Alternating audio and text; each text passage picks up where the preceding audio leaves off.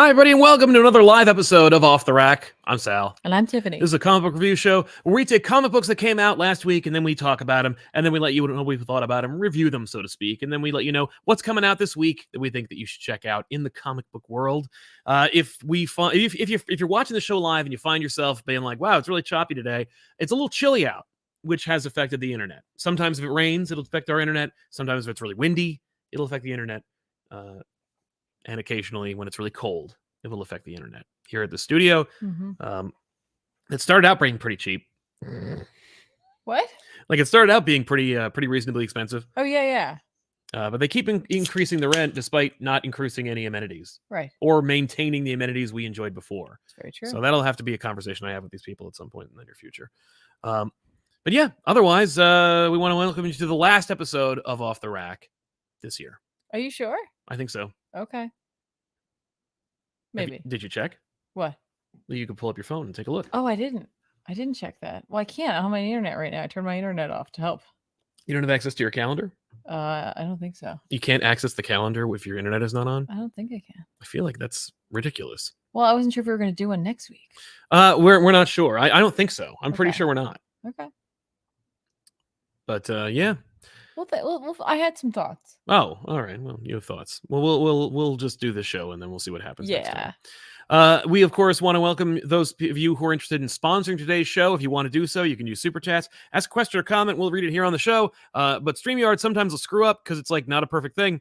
And so we have like a super chat from Lee Allen that is no longer in the chat. And they said, "We're surprised that Danger Street #1 is put together more cheaply than standard Black Label books. Is this a new form? Is this a new norm or purposeful decision?" I don't have my copy of Danger Street just yet. I picked up a digital copy, but I also pre-ordered my Danger Street, so it's at my comic book store, sitting in the bag waiting for me. So I haven't actually picked up a physical copy of Danger Street, but so I can't speak to that. But you know, what do we have? That was Dynamite that printed a really crappy copy of Gargoyles. Yes. So it could be across the board. I mean, I think they're trying to cut costs, so I'd have to see it to Wouldn't be know. surprised if all of them were cutting costs. Yeah. But they could just be like, you know what? Like, the days of fanfare for Black Label are gone. Oh, and, certainly. They're just like, it's just an excuse to tell stories that could be outside of continuity or not. Yeah. Or just wherever we print Tom King books from now on. I mean, honestly, like, the editors and creatives who were in charge of Black Label or who spearheaded it are gone. So it's true. There's nobody there who gives a shit anymore about Black Label. I mean, I would argue there's almost nobody there at DC who like remembers what DC is. Like, ouch. I bet if you took like a straw poll of the executive staff, not including Jim Lee, but literally everybody else who isn't like a writer, and say, what does DC stand for? I bet you'd get like 75% going like, I don't know. You mean like the letters or the like, letters? Oh, okay. No, not like what's the mission statement? Yeah. Just, I'm like, well, I'd love what to does know. DC stand for? I would like to know what they think that means too. That's but what I was like, oh, that's actually. But I guarantee you, most of them are just like, I don't know, man. I just thought it was DC, District of Columbia. No. But yeah. No, it's funny that it's called DC Comics. Yes. Yeah, but they don't do that anymore. Okay. They were actually very adamant about like being like, don't call it DC Comics anymore. We're DC across the board. Movies, cartoons, video games, comic books. It's DC forever now. Well, is that because it's, you know. Yeah, because it's redundant to say DC Comics. But they've always been DC Comics. They're Detective Comics. Exactly. I don't know what's going on. There's like, it's weird. People are showing up. I guess. But yeah, so I read Danger Street. Apropos of that, it's from Tom King and Jorge Fornes. This is the creative duo behind the Rorschach series. What do they have to say about this? This is okay. So I think it was like a kind of, I think it was like a personal challenge for Tom. I think he was like, let me look at the who's who of the DC universe omnibus that came out, and I'll like look at all these characters that have been forgotten or ignored or never would be bothered to be talked about or used at any point, and then like make a story about all of them and connect them all together. There are a couple of standouts: Metamorpho, Creeper, but the rest like Lady Cop and like a little group of teenagers. You know, it's like a lot of very the Green Team. The Green Team. That's what it says yes, there. exactly. I didn't know that. No, but yeah, and it's just okay. Like I get it, and it wouldn't surprise me if like one of the characters who was created by Steve Ditko becomes like the main focus of the book, because of course, like if you actually look at the Rorschach book, Fornes and King were basically doing a book about Ditko in their own way. So it's like, oh, he has more to say. Yeah. But yeah, it's fine. It didn't grab me the way most new and self-contained 12-issue mini Spy King do. To be fair, neither did Rorschach. No, it didn't. But I didn't like it. Yeah. I was like, no. This one I was like, oh, all right. Oh. It was just, oh. And I don't think it's that King's reach is exceeding his grasp. I don't think he's like overdoing, because look, it's an objectively well-made comic book, and there's like really fun stuff in it. I think it's deeper cuts than most people are used to, myself included. Warriors in it, and I was like, yeah, and I'm like, okay. I remember being like kind of like conditioned about that. I remember being warned. I think this will read fantastic in the trade. I think this is one of those things. It's just like, oh, like the way that a lot of people say, oh, I'd rather read King's stuff in the trade. I find a lot of his stuff reads better all at once. This is one of those things where I'm like, yeah, I can't read this month to month. So I won't. He's earned enough of my goodwill to like pre-order the book and buy it, but I'm probably not going to read it month to month. Like you'll wait. I'll wait. Once you have all the pieces, then you'll just I'll read the whole thing and be like, ah. I really like the name of it. Yeah, it's solid. Dangerous Street. I like the logo and the cover. Everything about it's really solid. But it's just the first issue. I'm like, okay, I not that I was even like, this is enough. I've seen some like self-indulgence from writers, particularly writers like Tom King, who could fall into that trap. Sure. But this is not that. It's just like, oh, okay, like this is fine. But it's very much one of those things where if you look at a masterpiece, and I'm not calling it a masterpiece, but if you look at a masterpiece or a work of art, let's scale it back. A work of art, really, really close. You don't really know what you're looking at. And you're kind of like, I appreciate this is made of paint and canvas, but I don't really see what you pull back and you see the whole picture. Like, oh, okay. I'm aware of what I'm seeing now. I think this is one of those things. Okay, that's fair. Just it very much felt like chapter 1 of 12. Okay. Where I'm like, is it of 12? I think so. Ooh. I hope so. Maybe I hope it's 7 or something, like 5. But I don't think it will be. Okay. Yeah, I think it's 12. Wow. Well, there's men in it. It's true. If it were starring a woman, 8. Listen, I love the story we got. It's perfect. So I agree. Yeah, Supergirl was great. We both read Dark Web X-Men #1. Yeah. So I thought we'd talk about that one. Yeah. From Jerry Duggan and Rod Rice. This is a seemingly fantastic team. I guess this is the one you're supposed to read before. I think so. The other one? I think you have to, because I read Spider-Man and I'm like, okay. And then I read this and I'm like, what? And it's not like it's terribly confusing. It's just, oh, okay. Yeah. I mean, you know what, though? I'm kind of used to that off of the heels of Judgment Day. Yeah. Yeah, because it's like, that very much happens sometimes where I'm like, ooh, but occasionally if it really mattered, they would make sure to put like, don't read this until after you've read this other thing. And this is definitely an issue that just doesn't matter. No, but like, and they did that too in Acts, where it's just whatever, you read it out of order. Read it whenever, it doesn't if you really want. matter, it just kind of helps to fill you in, maybe. Exactly. That's kind of how this felt. Yeah. Yeah, this is the thing. Yeah, this was not good. This was one of those things where I was like, at the end of it, I said, who wrote this? And then I went, Jerry Duggan. Okay. Because sometimes Duggan has done a masterful job, I think. And I don't want to speak out of turn, but like of managing the X line. Or at least writing X-Men, the title. But he also wrote Infinity Wars. And that sucks. So he's not without his blemishes. Sure. I mean, everybody has like, books that are stronger, stories that are stronger than others. Certainly. This was not very good. What do you think about the art for this one? So I really liked it. Yeah, me too. And I have my reasons for that. Besides the fact that Rod Rice is great. Well, yeah, no, for sure. I think that because who's on, was it Ed Brisson? Yeah. Yeah, on the Spider-Man book we're going to talk about later. Is it him? No. Who is it? No. The Spider-Man book? Yeah, sorry. Yeah, I don't know who I don't remember who. Oh no, it's Ed McGuinness. Ed McGuinness, thank you. Different Ed. Yeah. Wrong Ed. Sorry, y'all. But I feel like McGuinness and Rice. Oh, all right. Hang on. Let me get my thoughts together here. I am not like, wow, Dark Web is amazing and knocking it out of the park. No. I'm also not like, oh my God, I hate this, put it in the garbage can. Same. I am right, like, kind of in the middle where, like, I'm in this area of, like, I don't care. I don't really care. Very much so. Which is, I think, worse than hating it or loving it. Yeah.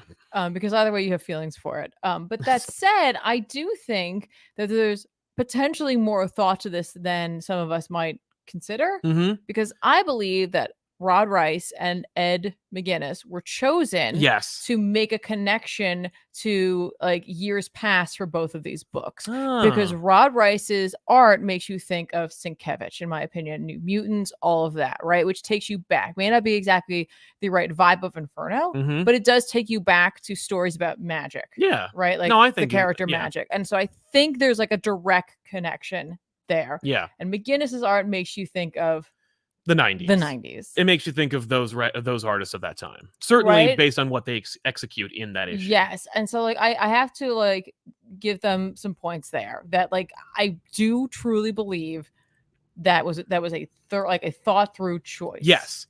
To give you that sensation. Now, whether or not you wanted that nostalgia, whether or not you wanted an event that simultaneously is a celebration of the time it came from, or like this time period, and also like a send up of it simultaneously. Yeah, I don't know, because that's very much what this is. Probably that's what not. This book was. It felt like Duggan just like blowing off steam, like just having fun and like writing a book that's not going to really matter so much. You know, he's handling X-Men and like, you know, this just felt like he's having fun with it. And now, unfortunately, this is an event for presumably fans of Spider-Man. As much as the X-Men are involved with this, they're not. And like Madeline Pryor is 100%. She's an X character. She's, you know, intrinsically tied to several of the main characters of the Hickman era of Krakoa, as well as just mutants in general. Yeah. But I would say it's more of a Spider-Man event, because I feel like there's a little more hanging on it, because X-Men have had plenty of events as of late. Right. And plenty of really successful ones. So I feel like, you know,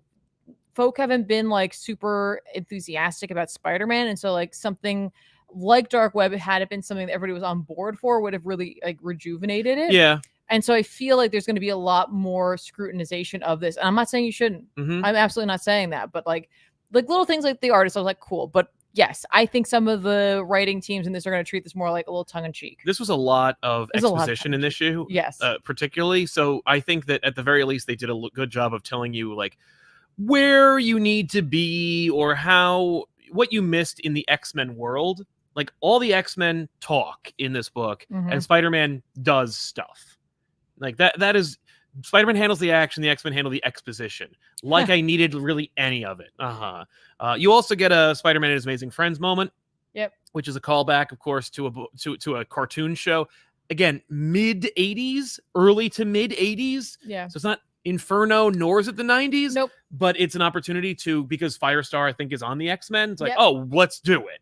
Because it's so rare. They both are. Yeah, but Firestar and Iceman, let's put them both on. So it's like they both are on there, and you're going to have... And so what you need to know is from the X-Men is that right now those two characters are on the X-Men, right? Additionally, so they're New York based. Jean and Scott are on the X-Men, and so are Havoc and Magic. So that team is going to be involved, and so it's natural that you can't help but make that. Absolutely, that jump. Duggan does make sure to say how stupid it is, though. Like it's actually really funny how you'll see occasionally throughout the last several decades, you'll see references to Spider-Man and His Amazing Friends, or do some kind of allusion to that. This is the one of the few where it was pretty mean-spirited.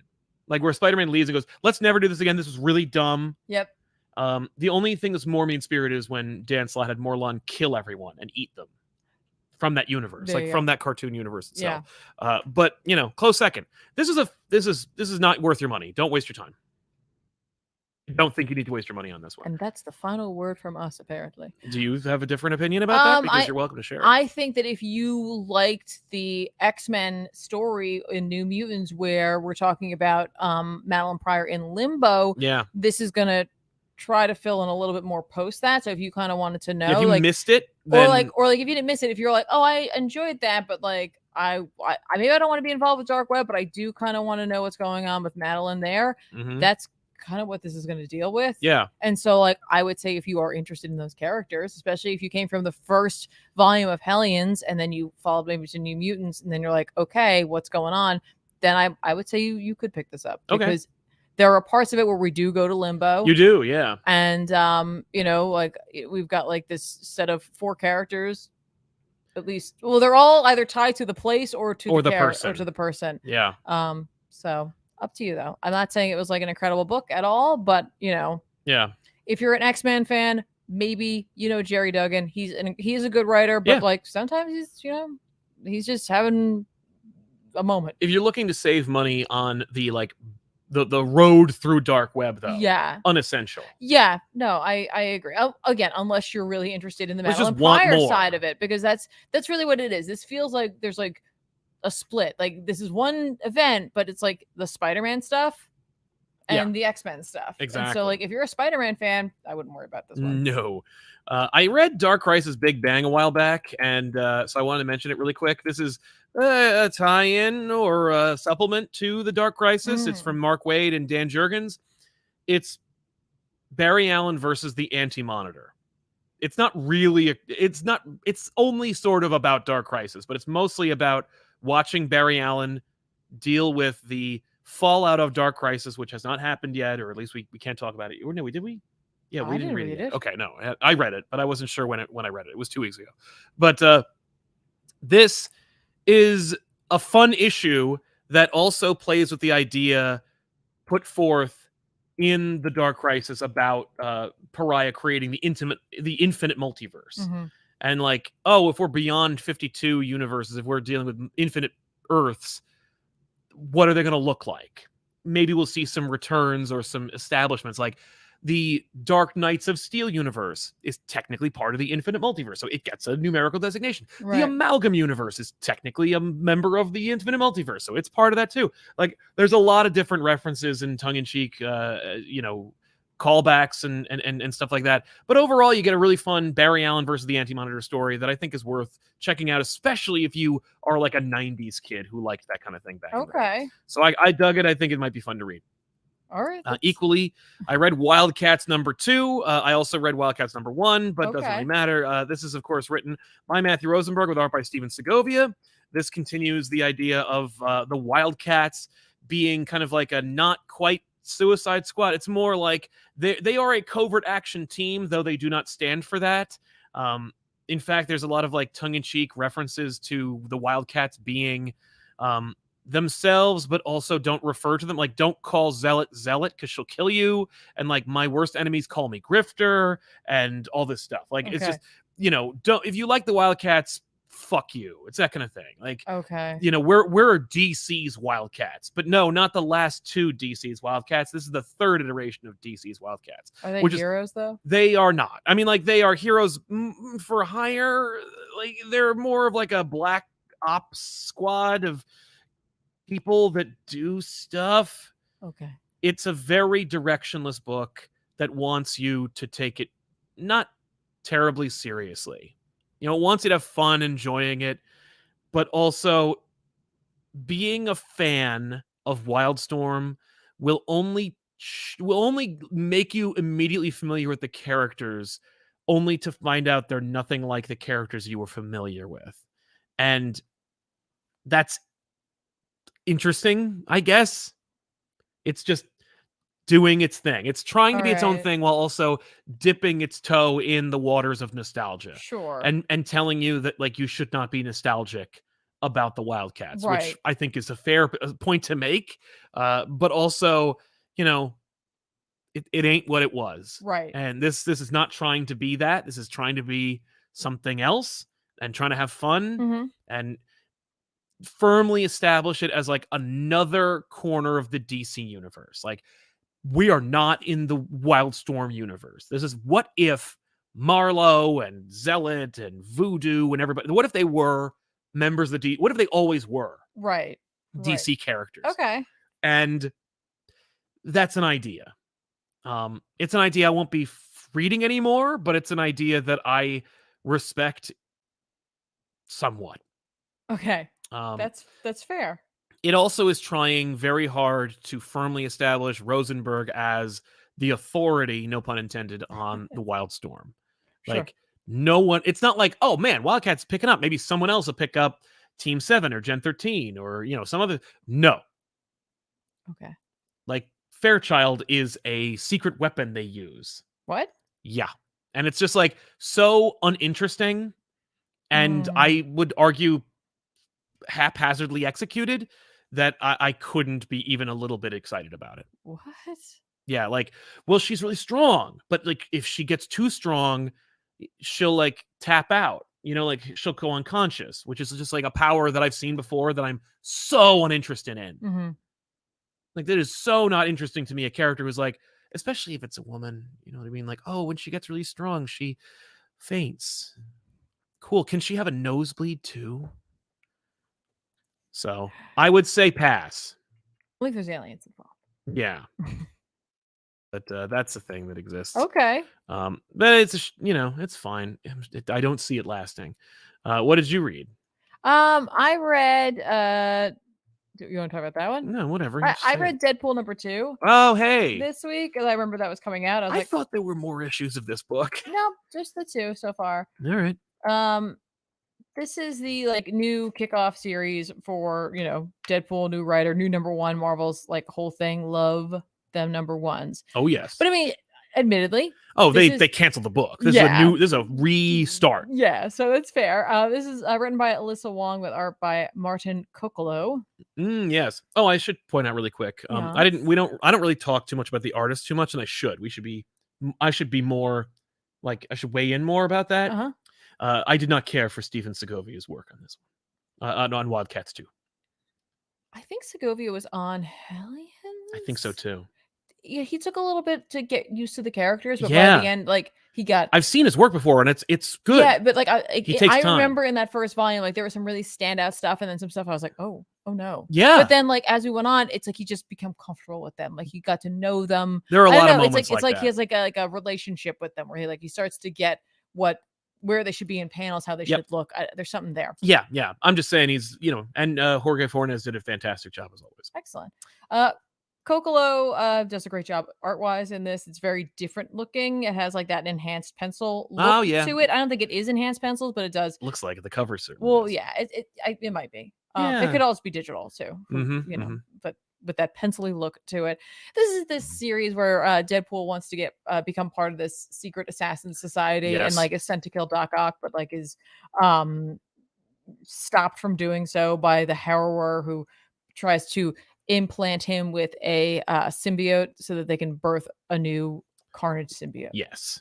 Or have Deadpool do that, because Deadpool's body can regenerate. Exactly. Yeah. And so that's the plan. In the last issue, Deadpool seemed to be going through the dinner moment from Alien. Yep. But out of his back. So basically he just has 2 extra arms shooting out of his back right now, and so we get some fun banter there. This is the jokey. Yes. Fourth wall breaking, talking to us directly. The Nolan North Deadpool, not the sad clown. Exactly. So you're getting that here. But what I think is interesting is Wong's ability to balance that, because sometimes it gets a little much. That would be the Deadpool. writer Alyssa Wong, by the way. Yes. Yes. Not the character. Not the character. Not Wongers. But she does a really good job, I think, of balancing him talking aloud to characters, narrating to us, and also allowing the other characters to be like, okay. To react. Yes, react, or be like, what the hell? Yeah. In this issue, we introduce another character who's going to be part of this book for the foreseeable next few issues or so, I'm sure. Yeah. In which Lady Deathstrike shows up. And it's actually really brilliant the way in which Wong handles it, where Deathstrike retcons the intro sequence that we saw in the first issue where he goes to the meeting. Yes. She's like, I was there the whole time. We were both assigned this. Don't you remember any of that? And so we see some of the panels from earlier, but with her standing there in the panel. Oh, that's fun. Where she's like, you left this whole part out. Yeah, you left all of me out. You forgot. You just stopped calling. And so I was like, what? They got assigned together. They're both trying to get in. Oh, okay. And he's like, oh yeah. That's weird. Why would they do that? Is that did you like that, or did you feel like that was Wong changing gears? I assumed, no, I like that, because what it seemed to me was clearly this guild of assassins or whoever they are was well, one of them will kill the other. Right. We're only going to get one. Mm-hmm. They'll work together to find the target, and then obviously one of them will kill the other. Is Deadpool's retconning of her, do you suspect that it is because of foul play in his mind, or do you think he just doesn't regard her? He doesn't. He's just like, no, he was just telling his story. He's like, oh yeah, like, because he talks about the person he was flirting with and everything, and like Deathstrike's like right behind that person. Yeah. So it's like, in that moment he was like, you're not even there to me. I'm just focusing on the pretty person I'm looking at. Like, I only care about them. I don't care about you. Yeah. Like, they were talking to me. I guess you were there. Like, it's like that type of thing. Where like, there's an entire chat like that we see as like one of those info dump pages, because technically this is an X book in a way in terms of Krakoa. Right. So it has like those info dump pages, but it's just a chat between them. Okay. So it's like them like IMing Why each not? other. That's a fun way to use that while also not exactly going overboard. But yeah, I mean, like at the end of the day, like what are we gonna get out of this? Well, there's like 3 different people trying to get Deadpool now, because like the 2 of them like try to team up and fight against Harrower. Deadpool ends up leaving her behind, like Deathstrike. He's like, well, I gotta go because like I'm bleeding to death because a third arm like burst out of his mouth. Okay, so cool. He's just horrible. It's a whole thing. Doc Ock and Harrow are going to team up to try to get Deadpool. Cool. Deathstrike's like, screw you, I'm taking you down now. Like, you abandoned me. We failed our mission now. Like, now I'm not getting into the society, so I'm going to kill you. Right. So lots of people are after Deadpool, and he has like a Carnage symbiote in him. So I'm like, that's neat. Additionally, I got a new pizza idea from this, and I am legitimately interested. I am legit interested in this. I have a feeling everyone's going to hate this. I think this is kind of cool. But Deadpool's like thinking about pizza, having like a big pizza afterwards, and he's like, I don't know why, but a double black olive, banana, pepper, and pineapple isn't more of a crowd pleaser. And I'm like, I like black olives on a pizza. I've never had banana peppers on there, but I think the like vinegariness would be kind of cool. Yeah. And I have no problem with putting pineapple on a pizza. I know, me either. I'm sorry. Yeah, no, I like it too. So I'm like, I'll try that. Right, I'm down. I can make that. Yeah, happen. well, we can have that. We'll order the Deadpool special. We can house that. Yeah. Yes, absolutely. This is a like fun action romp. Low stakes. Yeah, low stakes. But if you're not a fan of this type of Deadpool, if this isn't the humor that you're looking for from Deadpool, if you're not looking for so much fourth wall breaking, if you're not looking for like the like utter quip machine and joke machine that he is, this is not for you. And I'm sorry. I know he's not been anything but this for a while for folks who might be looking for a different take on Deadpool, but that's the take we got right now. Yeah. I like it. Right. Like sometimes I'm just looking for something fun. It's a quick read. Like I said, it's very action oriented. Good. But there you go. Nice. All right. Hey, you know what we haven't done in a while? What? Read any super chats. So let's make sure to do that as well. Brian Rowland says, happy holidays to the entire ComicPop crew. Thank you. Thanks for all the great videos and streams. Thank you, Brian, for supporting the show. I appreciate it. Revens says, happy holidays. If you could spend Christmas with a comic character, who would it be? Probably Batman, because he wouldn't be there and I could just chill in the manor. And Alfred will handle everything. So really just want to spend Christmas with Alfred. With a very rich person, yes. With a very rich benefactor in a gorgeous house. Because obviously, Batman would be like, yeah, okay, you just hang out in the manor. Alfred will tend to your needs. And I'll be like, yeah. And I'll Tiffany, Ben, Ethan. All right, meet me in Gotham. Come over here. I'm not going to Gotham. You're going to the Palisades. No. Here's why I'm not going to Gotham. Because Batman's out and about. Why is he out and about? He's always out. I'm not going out. He's always out. It's not a question of that. Doctor Strange. The Telephonics. But that's my answer. You let me answer. Mm-hmm. We only knew it was Doctor Strange. Yeah. Why? Well, because A, Doctor Strange, B, magic. You're going to get something from anywhere in the world then that you might want. Yeah. And you're also in New York. There's something about New York in the city. Or during the holidays. New York in the city.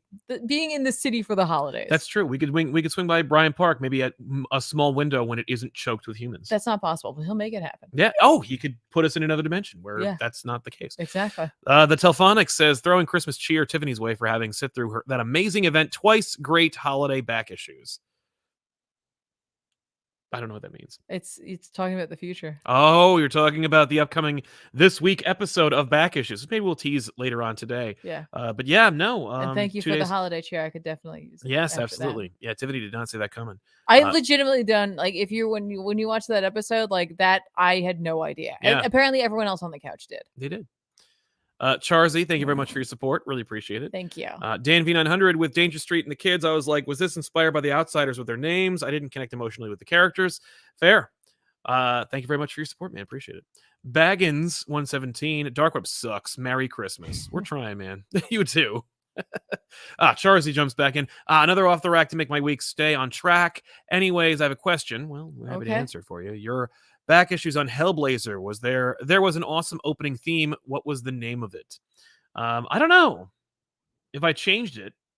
The back issues theme is Far Behind is the name of it. I don't know. I thought for Hellblazer you might have done something different. I may have. If it is, it's just one of those like, either it's from the YouTube free music section or it's from whatever we're using. And Sal's our editor, so it's I don't remember, but I'll take a look.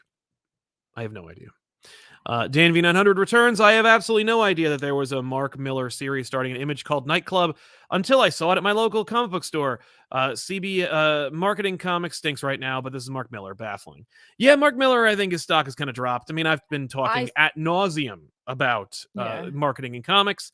So if you want to catch any of those thoughts, feel free to watch any episode I've been on for the last 3 months. I did see that book. I was like, I did not feel like jumping in on it. You dropped off of Magic Order too, so but it's it like, also seemed like a couple of other things that I've read, and I'm sure it isn't. But the cover on its own, like, made me think of too many things that I was like, seen that already, or yeah, but I'm sure it's not. Yeah, but it just gave me those vibes. Yeah, no, I haven't heard from Mark Miller in a long time, and I have no reason to look for him. Ray Farr, ComicPop Woo, been loving the ComicPop Plays channel. Thank you. Want to say happy holidays to all the ComicPop. Also, favorite ancillary X team, Excalibur. Yeah, it has to be. But mine's the British one from across the pond. That's fair. The Alan Davis kind. Well, a lot of the Brits were on it until they weren't. Yeah. Now, you like the interdimensional, magical kind. I do like that, for sure. I mean, like, if you're talking about recent stuff, then Hellions is easily one of my favorite X teams. The most, like, I think they did a really good job of taking a concept that could have easily just been like, oh, you're doing X versions of Suicide Squad. Yeah. But they were like, no, we're not. No. We're doing a dysfunctional team. Yes. Right. But they're not quite that. That's cool. I appreciate that. But yeah, also I'm enjoying the ComicPop Plays channel as well. If you haven't already subscribed, go to youtube.com/ComicPop Plays or at ComicPop Plays. I don't know, but it's right there. And check it out. There's a lot of fun streams. We just finished the Avengers stream. Yep. So that's out. So we're all done with that. Yeah. Liam McElduff, I'm loving Wildcats. Merry Christmas, you pair of legends. I've been reading Venom, but now it's going into Dark Web. However, I'm not up for this event. Do you think I can skip it and jump into Venom 14? Venom 14 is going to tie directly in with Dark Web. I think Spider-Man says that in this new issue. I think so I'd watch out. I might skip part 14 as well. Martin Sorensen watched an old Back Issues episode with another high-profile crossover, Batman versus Judge Dredd, and noticed something. Might Judge Death be the inspiration for everyone's favorite Batman Who Laughs? I mean, I think yes. Whether it was deliberate or not remains to be seen. I know that comic book fans are some of the most direct fans when it comes to reaching their creators. Like, if you were to meet Harrison Ford, you wouldn't be like, Frantic was boring. You'd be like, I love you because of The Fugitive. With comic book creators, people are like, hey, Scott Snyder, what's up with your Judge Death ripoff? And he has directly said, like, he didn't realize that they were like that they were almost identical. Like, it was a subconscious, like, I didn't know, that was not my plan. It's a coincidence kind of thing. You don't agree? I mean, who designed it? Was it Capullo? I assume Jock, but maybe it was Jock. Capullo. Yeah, I don't know who first drew the Batman Who Laughs. I think it might have been Capullo. If it was Jock, there's no way he didn't know about Judge Death. Yeah. Yeah. If it's Capullo, there's also no way he didn't know about Judge Death. Mordecai. But it would be less, it could have been something in the back of his mind instead of something he actively knew about. No, I'm sure that wasn't in the notes. I would go so far as to say Scott Snyder did not put in the notes, make him look like Judge Death. Yeah, I agree.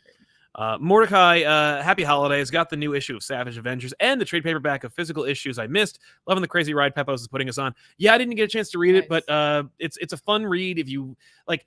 You know, as much as there's a lot of like cosmetic 90s nostalgia going on, Savage Avengers is actually doing it. Like, it's doing it with any like sincerity. Right. Erwin Rosales says, happy holidays, guys. You too, Erwin.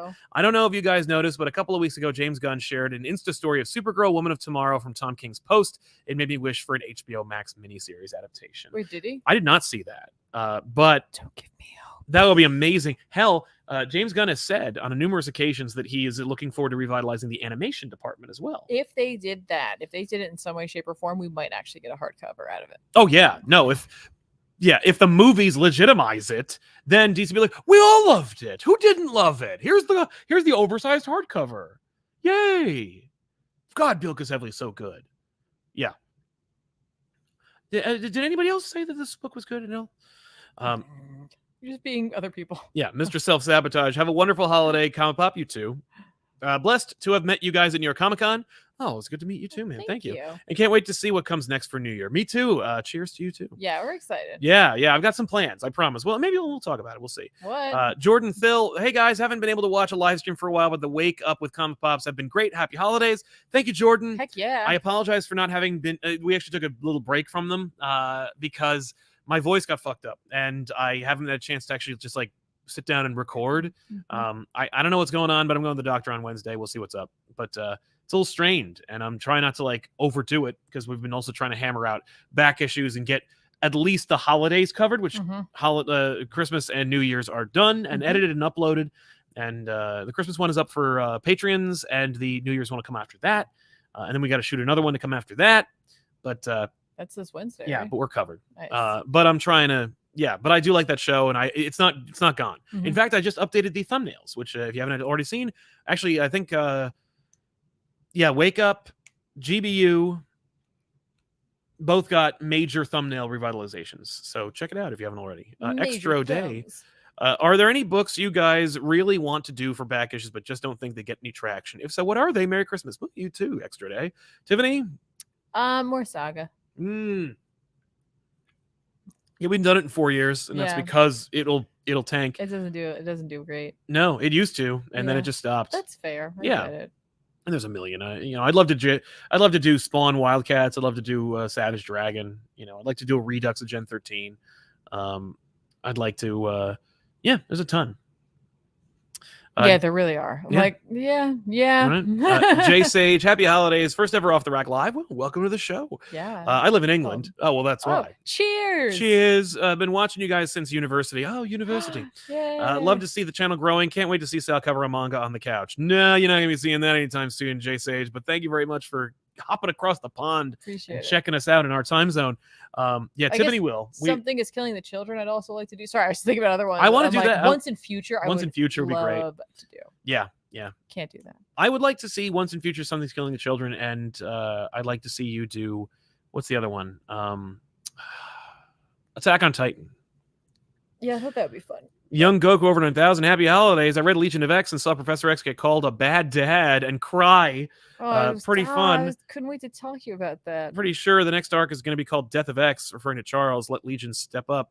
Well, maybe let's talk about it. Well, spoilers. I mean, for my review, I know he is a bad dad. I would not have expected him to cry about it. Legion of X came out this week, written by Cy Spurrier with art by Netho Diaz. Yeah, Netho Diaz. I actually had to go back and read the finished Netho Diaz. I don't know if you know this. Also ordered the Clone Army for Senator Palpatine. Cypher Diaz. I'm sorry, I always get those two confused. I didn't realize I hadn't finished issue 7. I thought I did, and so I came into the middle of this, and I was like, "Okay, cool, we're doing something. We're dropped in the middle of something," and I'm like, "We are not. We are not dropped in the middle of something. I missed something." So I went back and I read that. So if I get details mixed up between like what I learned from this and that, it's all just bear with me, folks. Look, Legion of X is a saga. It's not necessarily a week to week, month to month kind of thing. No, this and Immortal X-Men, but this one I would say even more. There's a lot going on in these books, and I got to tell you, like, I read these 2 issues first, and then I went and read like Deadpool and like Spider-Man and stuff like that. And those like 2, like Deadpool's supposed to be like, just popcorn. Yes. Right. And this Dark Web event additionally is also silly. But like, so to read those 2 first and then have the other books, I was like, oh, okay, cool. Like this makes me feel like I'm like, okay, you're part of I gotta something. Think about this. Yeah. All right. What are we doing with this? Because Spurrier is like pulling from all over the place. Yeah. Again, a very like competent typewriter. But he's trying different things for sure. Like Nightcrawler is dealing with a strange additional mutation he's got going on. He's got horns on his head. What's going on with that? And there's like something up with that, right? Okay. And they go to X Corp. Remember X Corp? Yes, I remember that book that got canceled with extreme prejudice. Yes. Yeah. Well, the building still exists. Well, they still exist. Like, it's still a thing. Still exists. Yeah. And Worthington's there. He called out for help, and so like they sent a team there. And cool. When they get there, he's a big scary bird monster. Oh no! So he's getting a mutation as well. Something happened there, right? Okay. Like, what's going on? What's? Oh, is there like a secret mutant virus that's like causing additional mutations? No. Okay. Is it Inferno? No. Or I'm sorry, Dark Web? No. Hang on, because Spurrier's doing his own thing. But let me tell you, we are touching. I can't even tell you how many different things we are like hitting on. Yeah. Right. So we've got the team that he's had the whole time, right? This whole Nightcrawler losing his faith and trying to understand like where he fits into the whole Krakoa thing. We got that going on. Yes, every time I see Legion of X, there's always a picture of like that pixie girl. And she's in theory. Oh, her, yes, Pixie. Yeah. Like where it's like, oh yeah, Pixie. Remember, she was really important. She was really important to teaching Nightcrawler about his faith. Yeah. She's still a major player in this book. She never comes up. No, she's still on the team. Okay. It's just at the end of the day, it's really a book about Nightcrawler, Legion and Nightcrawler. Yeah. You got Legion and Nightcrawler on the team. Obviously, they're going to be the major draws. But yeah. So we've got Nightcrawler with his mutation. We have the team that and the whole kind of mini society that they've built, right? Because it's all within Legion's mind, right? It's like there's like a secret pocket dimension in his mind where people can go and relax and heal, right? Okay, all right. So we got that going on. Legion's been having his own issues, right? Then of course there is Banshee, who's now the spirit of variance, because he was offered powers because Legion turned them down. Oh, okay. And so he was offered them in his place, right? Yeah, I might as well go from Legion to Banshee, sure. By Mother Righteous, right? Okay. So this being Mother Righteous offers these cosmic powers. So there's something there going on. So we got like a tie to the magic, to the spirit of vengeance sort of thing. We got that going on, right? We have the like drama between Legion and his dad, for sure. Yes. Right? Like there's something going on there. We got the fact that Charles doesn't believe in him even remotely. Let's bring in Black Knight. Oh yeah, why not? Because Spurrier wrote the Black Knight book before this. Oh yeah. So let's get them in there. Black Knight, of course, is now switching between Dane and Dane's daughter. Okay. Like they switch back and forth. I see. As need be. All because it's hard to be Black Knight. I guess. Well, because the Ebony Blade feeds off of like negativity, so it is hard to be Black Knight. Like if you need to be strong and powerful, then you need to be like angry and upset. Right. Okay. So it's rough. So they switch back and forth, but she's there and she's a mutant. Oh. It turns out. And okay. Her mutant ability appears to be making like a whole bunch of regular people ended up having like random powers, and they took these tests, like a COVID test essentially. Okay, but it's like it shows that you're a mutant. Okay. But then an hour later it went away. So like she has this ability to manifest like a power. Oh. So you're like, oh, is that why they're changing? And then I thought, oh, is Nightcrawler changing over and over again because like when he did so many deaths? Yeah. Because at one point they go to see Sinister in the last issue, and like in that like Sinister ends up killing him. Yes. Because he's like, have you tried turning it off and on again? And Nightcrawler's like, what? Yeah. And so he comes back and his horns are bigger. And I'm like, oh my gosh, is that? No, it's not that. Okay. There's magic involved. Oh, all right. Like not the character. No. Lowercase m. Lowercase m magic. Magic with a C. Yes. So we're dealing with that as well. Like there's just so many little things going on, but Spurrier somehow makes it feel really cohesive and intelligent. Uh-huh. Like there's a bigger plan here, and he plays well with others. Let's be honest. Like there's something about the British writers. They just know how to play well with others. They know how to pay attention to what's going on in the other books, right? Like obviously Sinister's being touted as, the upcoming big threat for Krakoa, right? So like when they visit him in the last issue to find out what's going on with Kurt, because, even if Sinister is a jerk, he's still the greatest geneticist around. Sure. There's a portal there, and Pixie's like, hey, what's there? And he's like, oh, that's just where I keep my genetic atrocities and lay plans for world domination. And then he's like, ha ha ha ha ha. No, but really though. Yeah. Yeah, sure.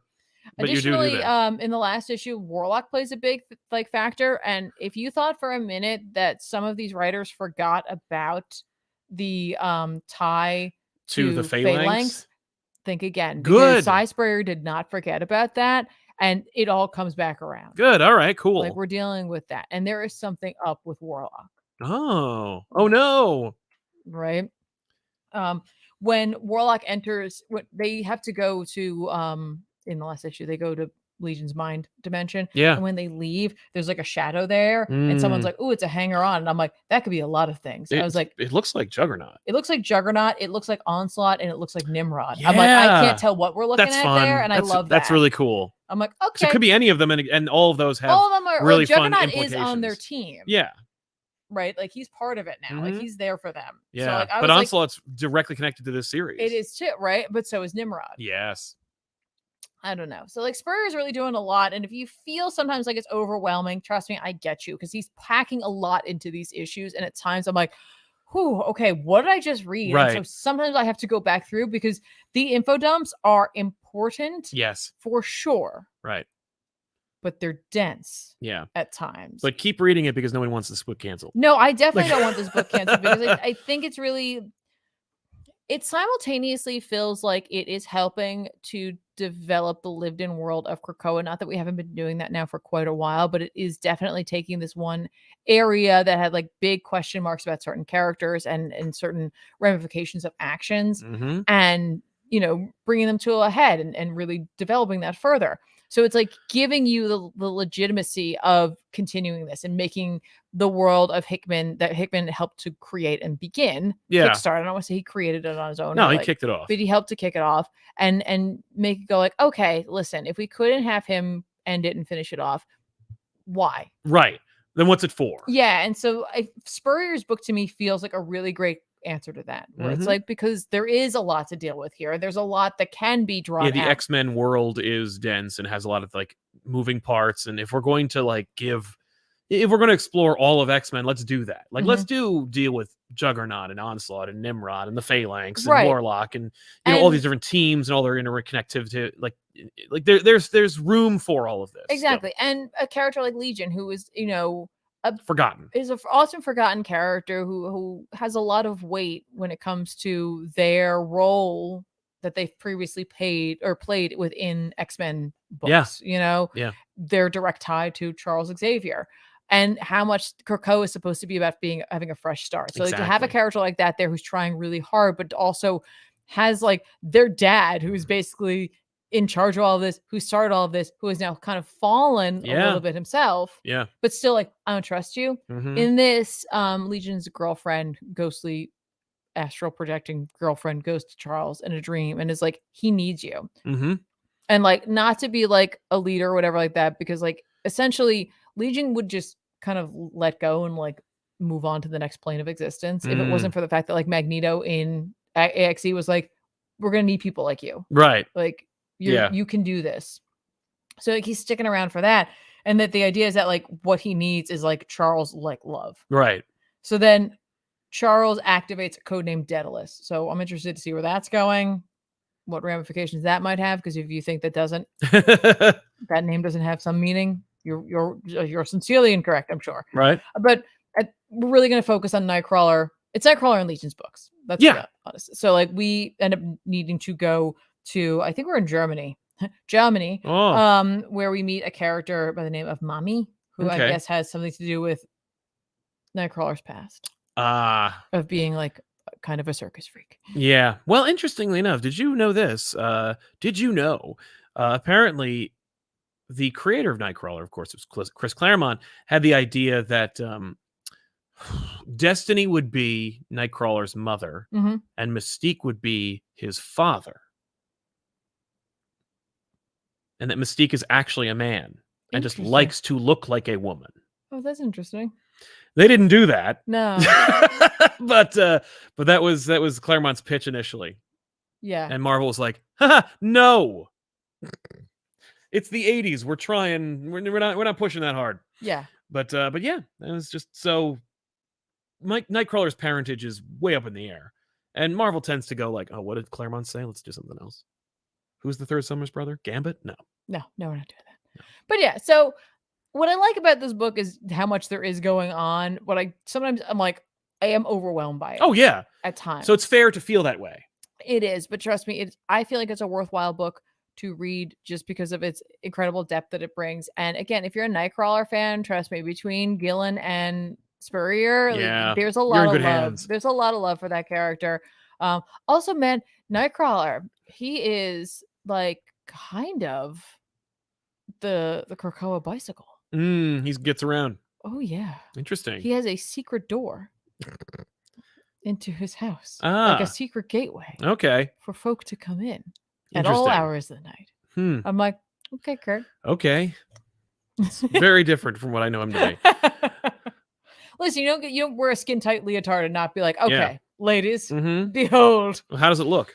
He looks great. No, Legion of X. Oh, it looks awesome. Yeah. Well, you know what it is? It works. The art works for the story they're telling. It is unconventional. Cool. Like in terms of standard comic book art. Yes. But I think it really works for a lot of the more wild stuff that you need to put into this book.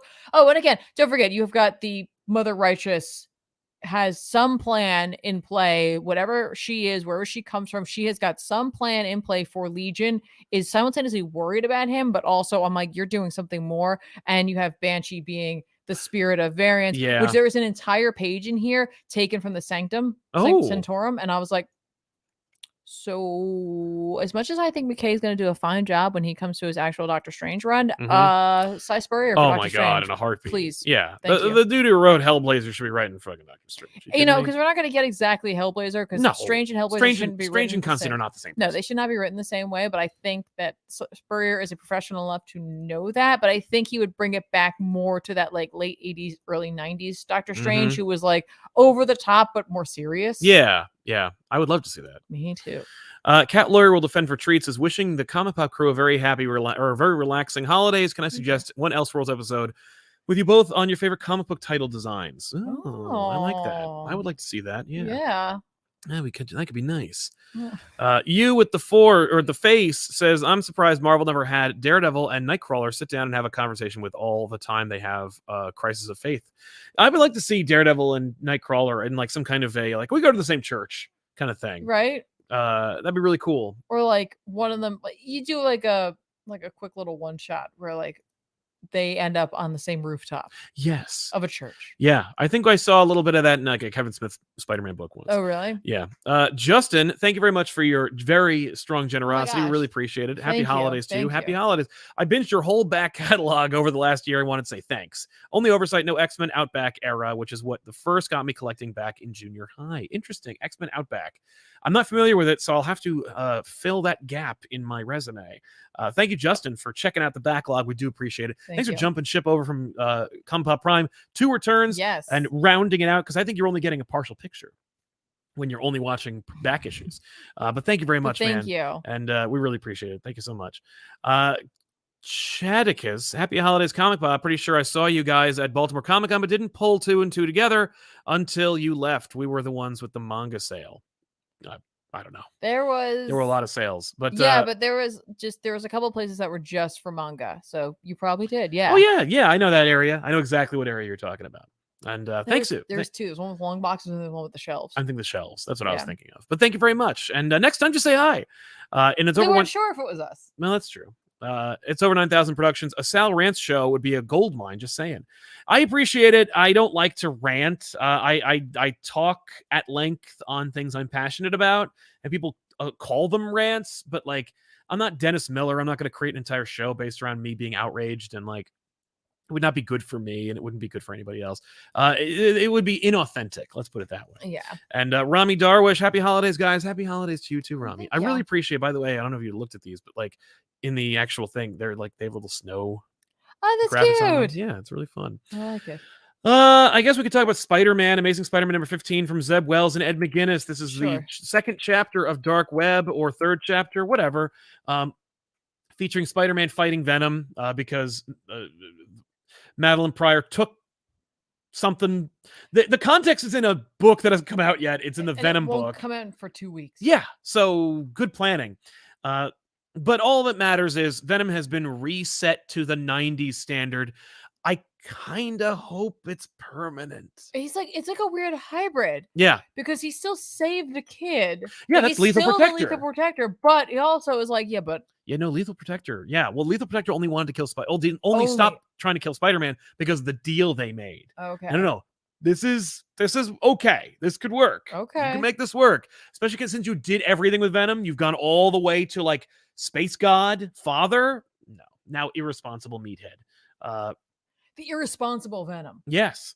Which is just Venom. The cover, if you haven't already seen John Romita Jr. draw Venom, this is what he looks like. For some reason, Romita's like, I don't want to draw Venom big.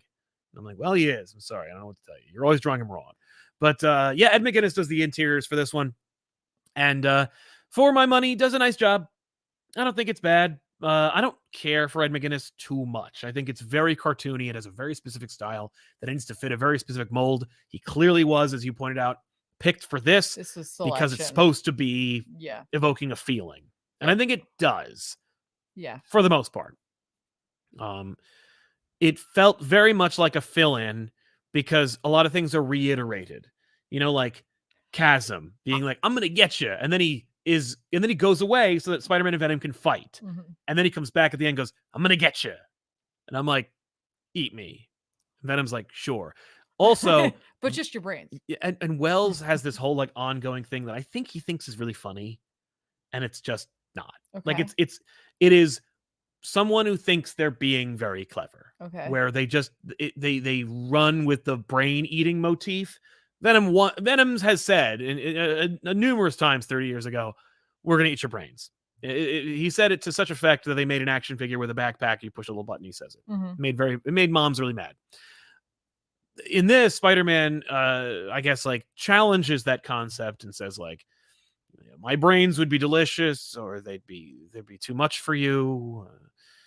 There's a lot of references to the brain eating, and just the idea that like Spider-Man has a big brain and he's like sensitive about the subject. It's a lot of like not funny. Yeah. It's like an SNL sketch where it's like, oh, that's really not fun. Oh, but you really thought that was, and this is still going. Just no. Like that was not my favorite. No. That was not my favorite at all. Because I did read this one too. I know you did. I was like, all right, I better check this out. Yeah, and it's, but otherwise, like nothing significant happens in it. We do see Spider-Man bump into Maddie, which is kind of fun. Yes, and he's like, you look like Jean. Yeah. She's like, don't say that. I'll take your mouth. I'll take your mouth. And I'm like, no, yeah, that's fair. Yeah. That's cool. It's creepy. Yeah, every time. And Hallows Eve's like, I want to go, hold me back. Can I be relevant or in this book? And they're like, no. You are a variant cover character. Like I do not see a redemption for you. No. Like at least with Ben. With Ben. When he gets his memories, he'll be like, oh, my guilt. Yeah. But like she is not necessarily affected by that. No, she's just out of her mind. Everything that Ben does is something that could be better suited if they made it Kane. Ooh. This should have been Kane. Oh, that would have been very interesting. Yeah. It's a shame. That's it. This is, and by the way, like this did not feel like a 90s book to me. This felt like they were trying to do a 90s book. Oh, for sure. Like, but it didn't have I had no joy or nostalgia with it. It was, no. I get that. I wanted it to be that. Mm-hmm. I didn't feel it. That's fair. How about you? Yeah. I mean, I think even if the Duggan issue wasn't great, like, I enjoyed that. It had more substance. Yeah. And it's a book that I think is totally dispensable, by the way. Oh, sure. That's how much I think, this book had no substance. Yeah. I think this was just, Dark Web to me feels like it's not meant to be taken seriously even remotely, even though the audience is being used to care about Ben. Well, yeah, like there is that. I mean, I think the mistake here might have been the idea that they were like, well, who really cares about Ben? Like they're like me. Like all you have to do is just go online and ask, and you'll find out that Ben has a lot more fans than you think. Yeah, but I think also that the concepts that they're dealing with here have the potential to have a real discussion going on. And I think the misstep here might have been going too like just nostalgia driven as opposed to like actual like what story. What does it mean to be a clone? And what does it mean to even remember that time? Like what is the takeaway of the 90s? Like what is the point of making the reference at all? Yeah. You know? I don't think there is one. This is one of those things where it's like, oh no, is all the story going to be in Dark Web 1 and 2 or something, and then the rest of it's garbage? No, for sure. I can't tell though if it's better or worse having this as opposed to having a writer try to put more of a poignant note to it and completely miss the mark. Right. Like I can't tell which is worse because we only have the one thing. It's true. But yeah, you don't need to read this. This is one of those things where it's like, if you want to see Spider-Man fight Venom, it's technically there, but there's no fun to be had because the writer is having more fun than you. Like you could tell, Wells is having fun, or he's like tripping over himself to make you think he's having fun. I'm not here to anticipate what he's doing, but like, I'll tell you this, I had no joy reading it. I feel like it's hard to tell if he's having fun and is like, hang on, wait, I think you're going to have a good time. Oh, you didn't. I'm sorry. Yeah. Or he's having fun at the expense of you. I think the event is at the expense of the reader. I think that this issue, he is genuinely trying to have fun. I think he would say, I'm sorry you didn't enjoy it. I had a blast writing it. Right. But like, I think that, this decision to make it Ben is because they're like, we know that there's 50% of the audience. Marvel, I think, thinks half the audience hates Ben Reilly and the other half loves Ben Reilly. So both halves will buy this. Right. And they're wrong because because comics are playing 12th fiddle to a million other alternatives, including like comic book commentary YouTube channels and TikTokers who will just tell you what happens in the fucking thing. So this is like a fine book, but like, it looks good, I guess. If you like that style. Yeah. It's not even Ed McGuinness's best work. That's fair. It's very much a filler. So that's a shame. What else did you read? The last thing. All right. Well, before we get into that, the last thing. The last thing. Hopefully I can remember it because it was a while ago. Yeah. Jose Rivera says, I can attest to the fact that I'm getting more with ComicPop Returns. Glad to hear you're both talking about comics I like, but also stuff I wouldn't know. Yeah, that's the whole idea. We're hoping to get people to like find something they might enjoy. Yes. So thank you very much. Ray Farr, I think you've talked about him before, but on the whole, what are your thoughts on JR Jr.? I personally adore him, but Street Heroes are his best designs. Yeah, I would love to see JR. I love Romita Jr. on older books, like his Daredevil, his Punisher, his Spider-Man 20 years ago, 30 years ago. Really fun. Blocky. As a kid, I didn't like it. It's funny. As a kid, when I saw John Romita Jr. on stuff, I was like, ugh. And then as an adult, I'm like looking back at that work and I'm like, that's really cool. I really appreciate it. And I have an affinity for Romita Jr. on Spider-Man during the Straczynski era, though I recognize the faults, but they aren't as egregious as they are today. That being said, he's been drawing for 40 years. Right. Like, he's not going to get better. Right. Yeah. Yeah, I get you. At least not now. Right. Especially on the awful, like, semi-monthly, like, routine. You're making a 60-something-year-old man draw, like, 30 pages every 2 weeks. It's not going to be fantastic. Unless it's Greg Capullo drawing Batman Spawn. He's not that old. Yes, he is. No, we looked that up. He's not that old. No, he is. Really? Yeah, no, he's not 70. He's 60. I thought he was in his 50s. No. Oh. But, let's say, look, you can Google him. We're not telling tales out of school here. He's like, I'm banking on you not Googling me. Well, I'm sorry, Greg. Ray Farr also says, due to back issues on it, I picked up Batman Endgame, and man, Capullo was born to draw Batman. My only gripe was that the long-eared Batman is that I like a long-eared Batman with trunks. Well, then you are not a Greg Capullo fan. I mean, like obviously you are, but like if you want if you want long-eared Batman with trunks, you need Norm Brayfogle, who was taken way too soon. But that is long-eared Batman with trunks. Nobody drew Neil Adams Batman better than Norm Brayfogle and Neil Adams. Anyway, and now the moment you all been waiting for, Batman Spawn #1. Don't leave. Don't leave. Batman Spawn #1 from Todd McFarlane and Greg Capullo. The dream team of Spawn are back to give us this book nearly 30 years in the making. No, really? Yes. Wow. 1994 was the last Batman Spawn crossover, and there have been 2 other Batman Spawn crossovers, both in the same year. But this is it, and this is another one. I wonder what the sales are. I'm interested in that too. I would love to know. The variant covers I've seen on this are phenomenal, and I'm so glad. Like, they're so dope, and it's like everybody came out to do something. J. Scott Campbell did 2. That's how many there were. Jason Fabok did 1 that will knock your freaking socks off. Jim Lee came out and did 1 that looks like Jim Lee drew it. There's a Sean Gordon Murphy. There's at least 2 or 3 Greg Capullo covers that he did in 2006 when they were going to do this the last time. They're literally just covers that we've only seen like lower res because they were solicited at like, Newsarama in 2006 and then they never happened. And then they were like, oh, well, here you go. Now we have them. That's awesome. Boom. And as much as you love, I hate the variant cover scheme. I also think it's a great opportunity to at least get some dope ass images of Batman and Spawn, especially if you're like going to only do a 48-page book and it's going to be drawn by Capullo. If you want to know more about this, you should check out not only my interview with Todd McFarlane and Greg Capullo on Elseworlds that came out last week. You can check that out here on this channel. We talk at length about this issue in particular and talk about spoilers and stuff.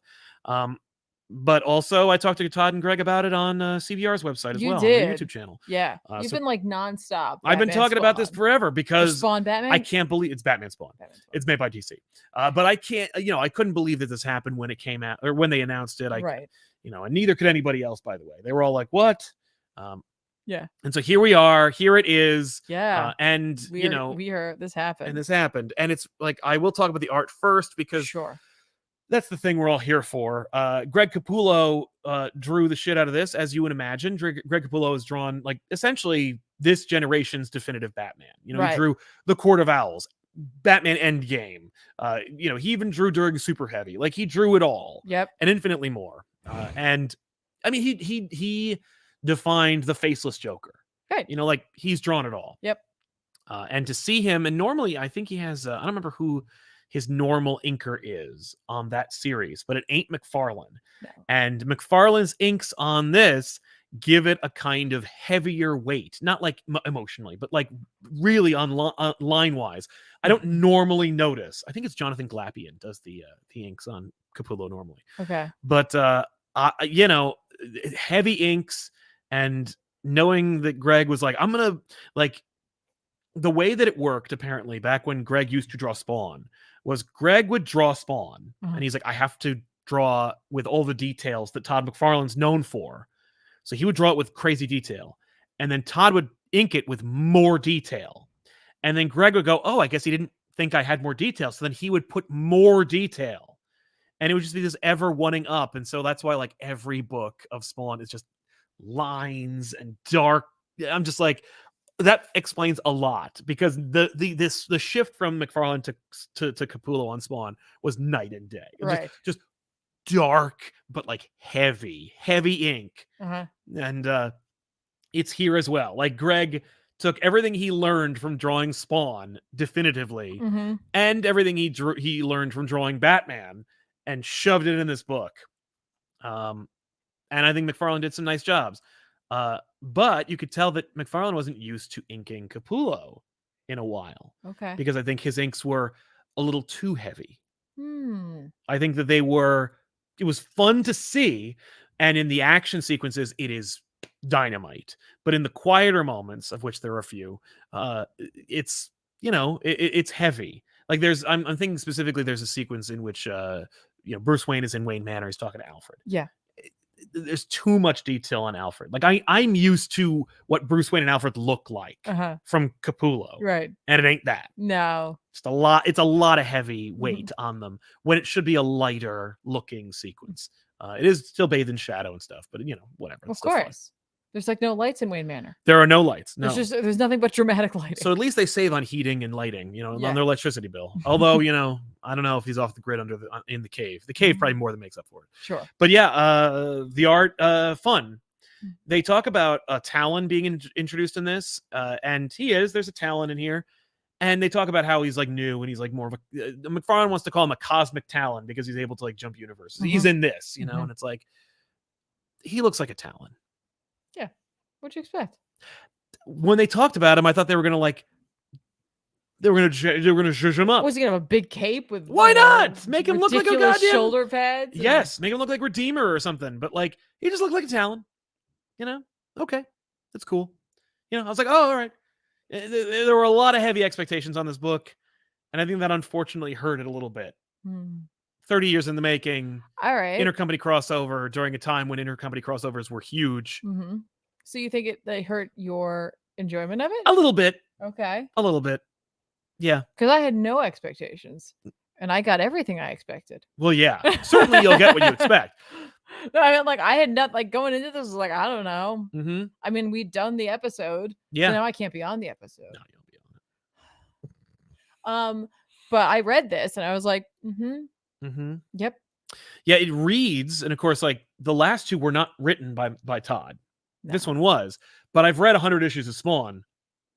I know what a Todd McFarlane Spawn book is, and it's this. Oh, so if you were expecting anything else, you will be surprised. No, this was like, we were talking about it afterwards because thanks to you, I got to read it a little early and I kept my mouth shut. That's right.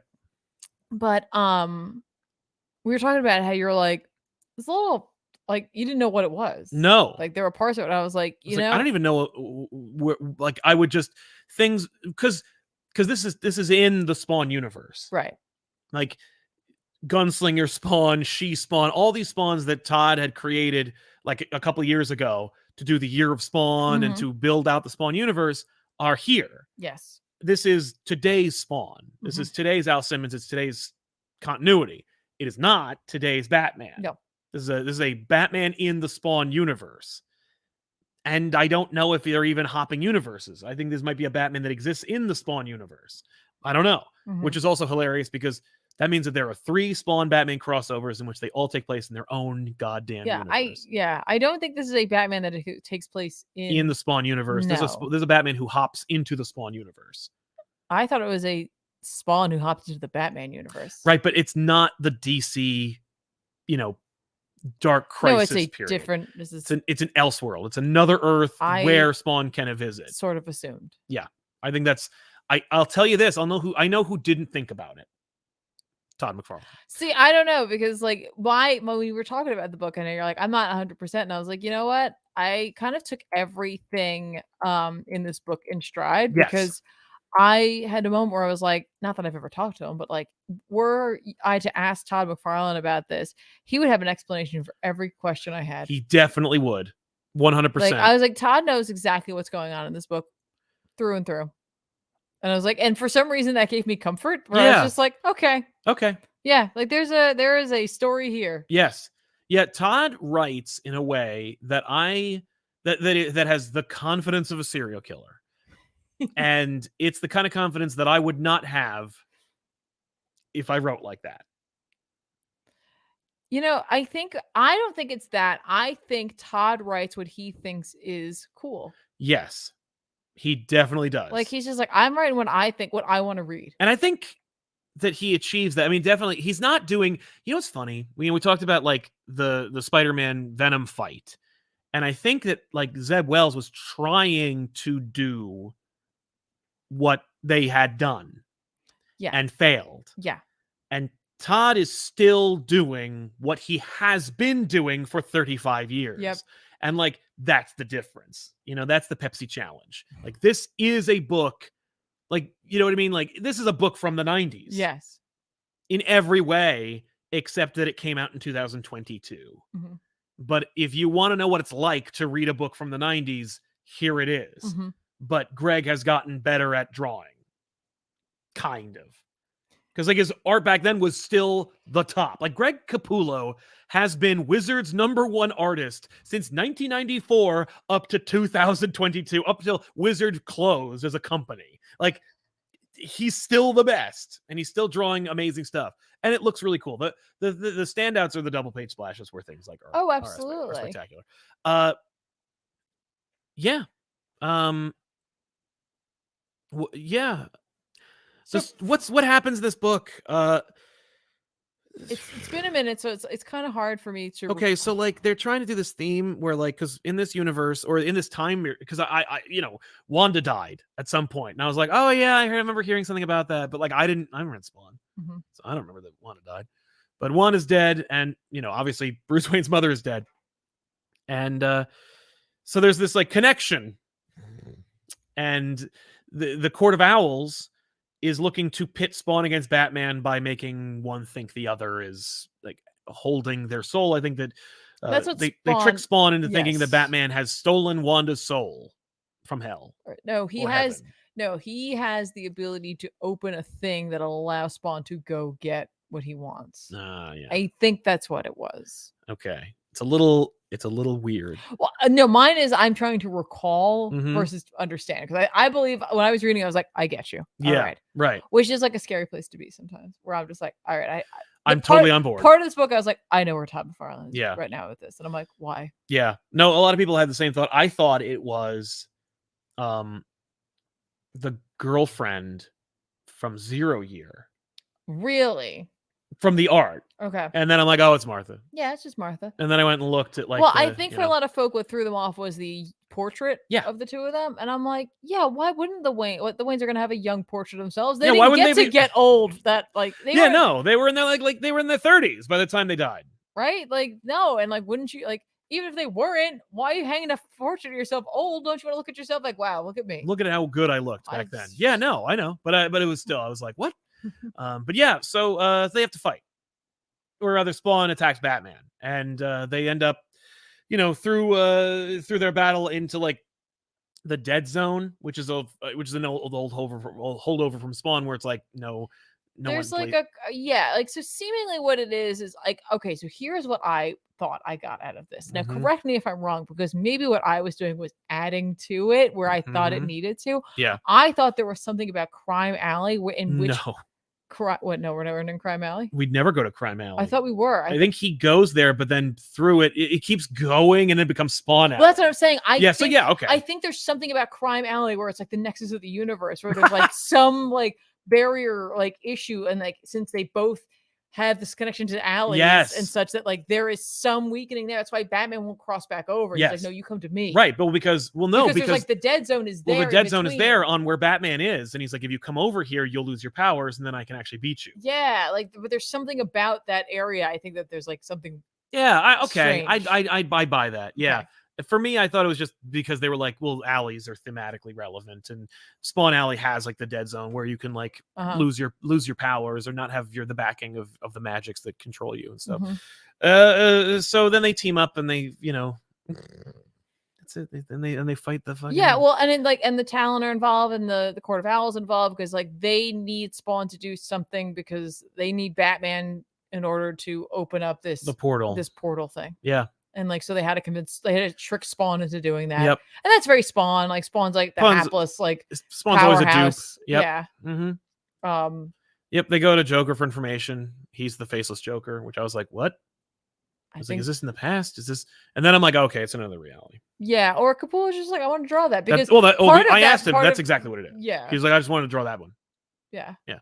And that's fine. Like, like it's kind of fun because it gave.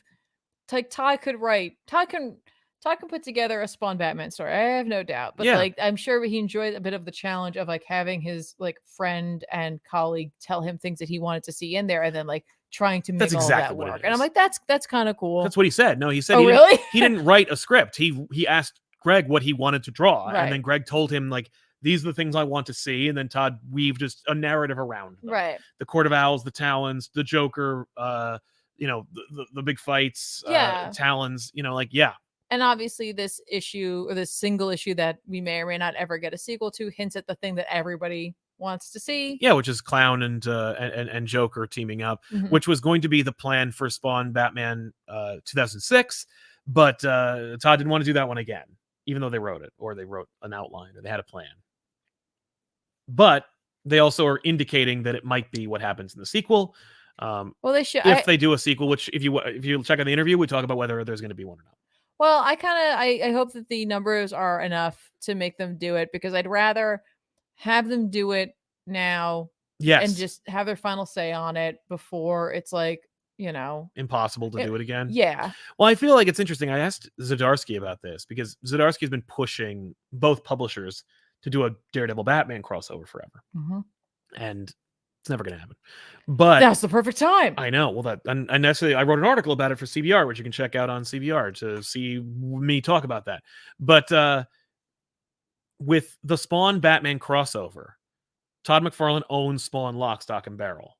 So the deal, there's no lawyer. DC calls Todd. Todd says yes. They make a deal. They pen a contract. With Daredevil Batman, both companies need to have lawyers that oversee the deal. So it's too many people. Yeah. With DC, it's like it's whoever's in charge of DC and Todd.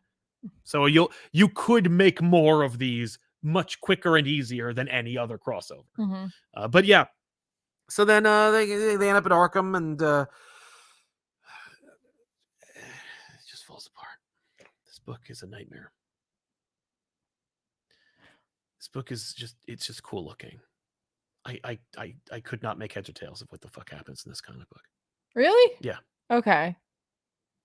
They just go from one place to the next. No, there is, and there is barely anything holding this book together. If I could remember it better than when I... Yeah, no, and it's good that you don't, because you'd go insane.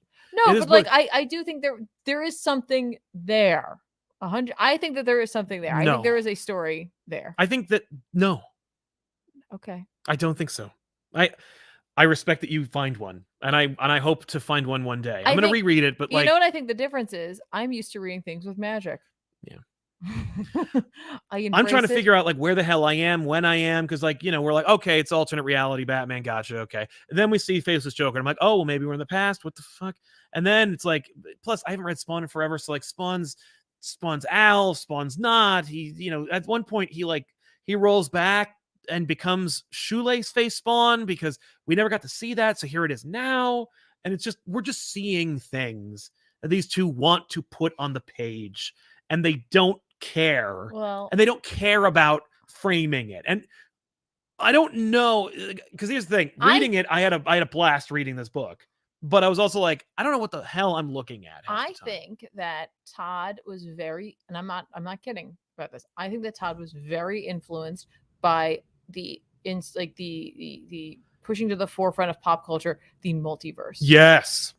And I think dimension hopping, all of that, I think that is where this came from. And so if you go into it reading it like that, you're probably gonna have an easier time comprehending it.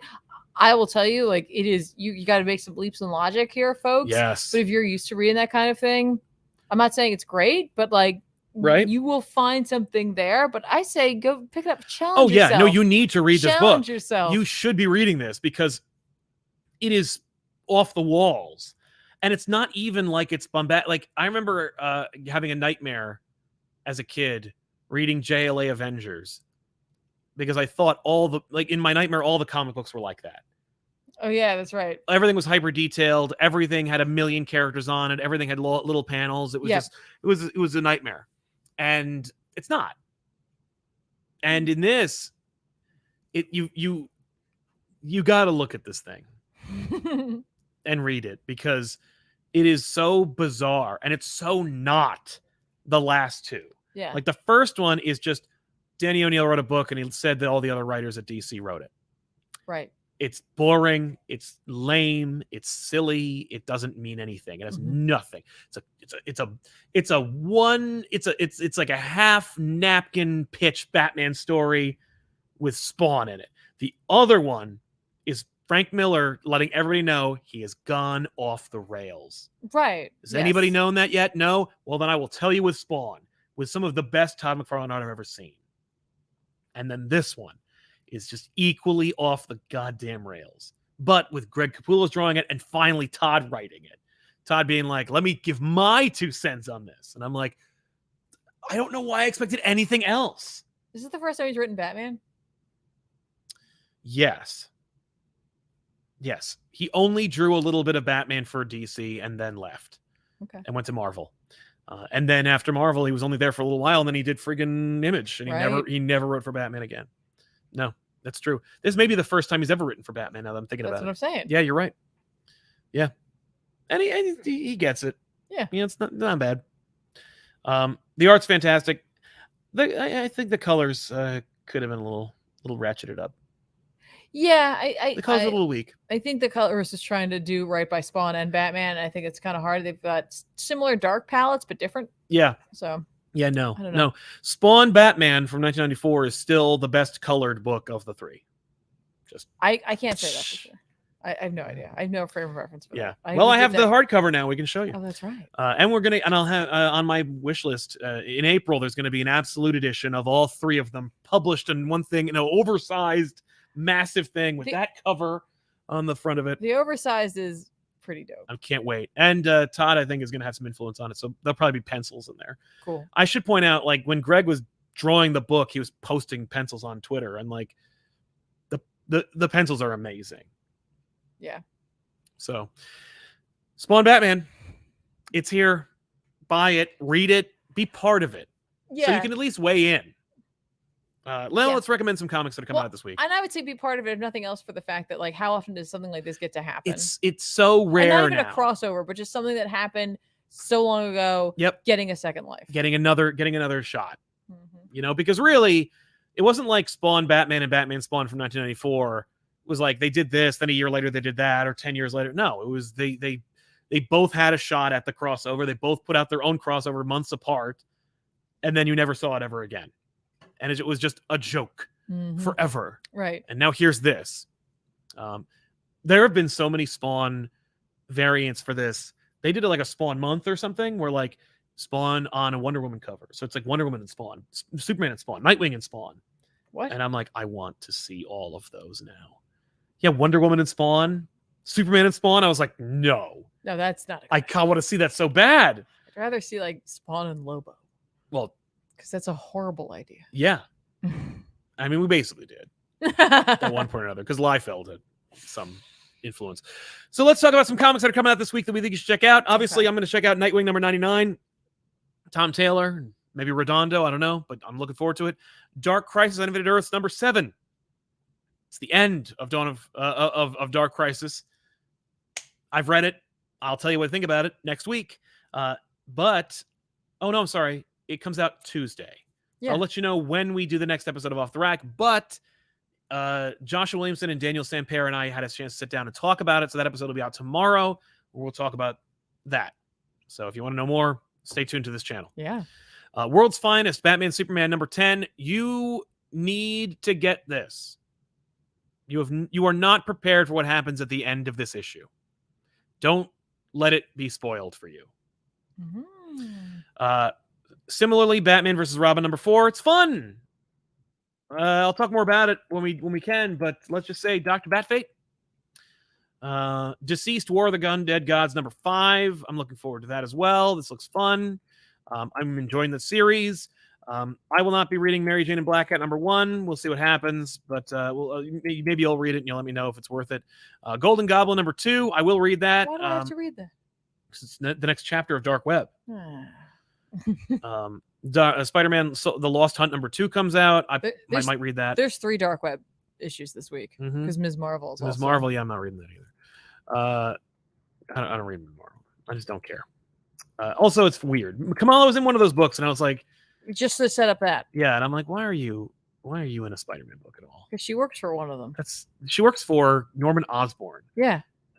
What? And he's in this. Yeah, he is in this. He's important. What are you checking out, Tiffany? The X-Men Annual is coming out, so I'm definitely going to be picking that up. Very excited. I'm not like I very rarely get books that have annuals because they tend to end. Yeah. So I'm like, look, an annual. Yes. How fun. It's self-contained.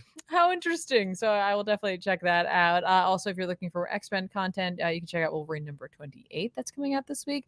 Strange number 9, it'll be hitting shelves on Wednesday. And as Sal was pointing out, he kind of likes the look of Doctor Strange with white hair. It's kind of neat. It's fun to see. I was like, oh, okay. I'm not married to it. I don't want to see it forever.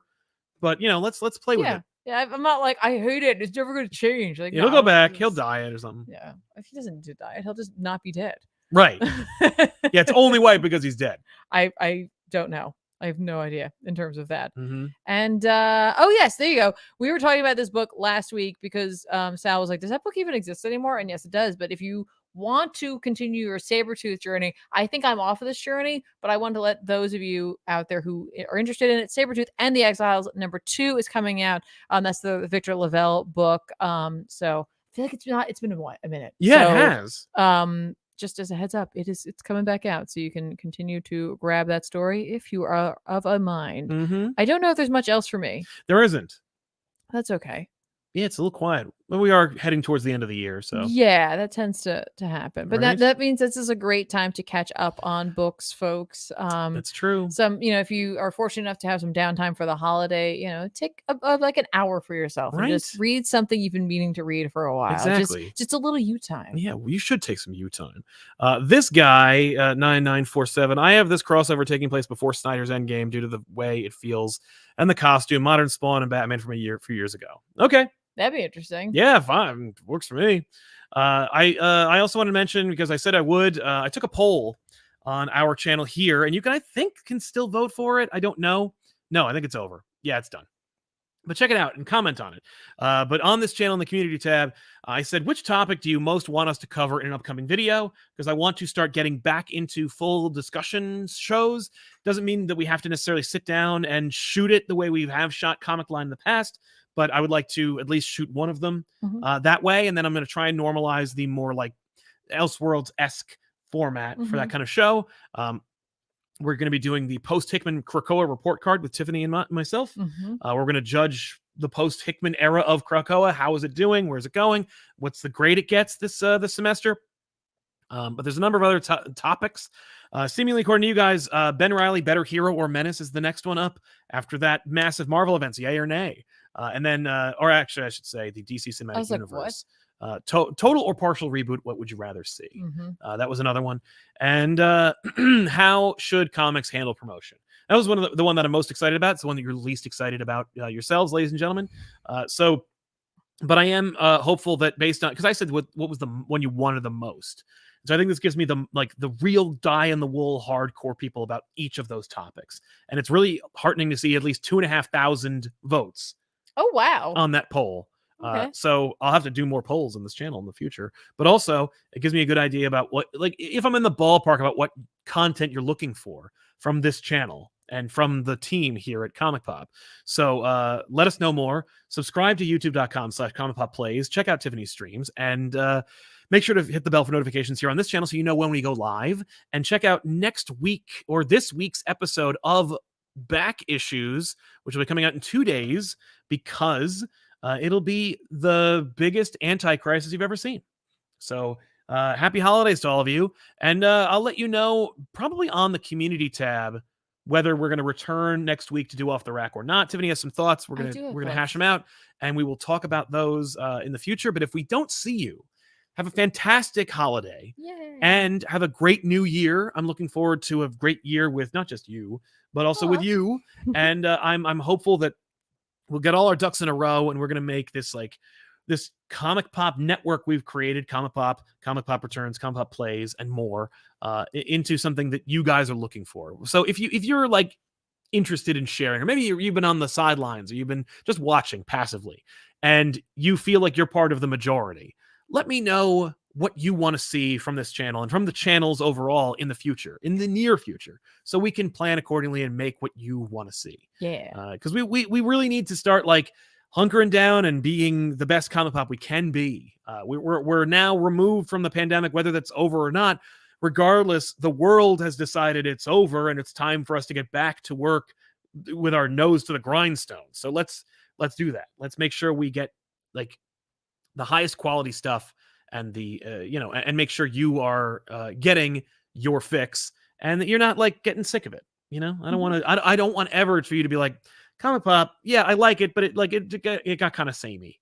You know? Yeah, we don't want that. No, I want you to stick around, and I want you to, find. You're like, wow, I've been watching Comic Pop. I just looked at I just checked inventory, and we occasionally get comments like this, and it always makes me feel good to be like, I've been watching this show for 5 years. Like I just turn around and realized it's been 5 fucking years. I couldn't believe it. Thanks for letting us be here on your journey. Seriously. Cozen, thank you very much for your support, man. Thank I really you. Appreciate it. Thank you to all our super chats for sponsoring today's show. And thank you all for subscribing and being a member of this channel and this community for so many weeks, months, years, days, hours. We do appreciate every single one of you. Thank you all. We'll see you guys next time with another episode of Off the Rack. I'm Sal. And I'm Tiffany. So long, everybody. Thanks a lot for watching. Bye.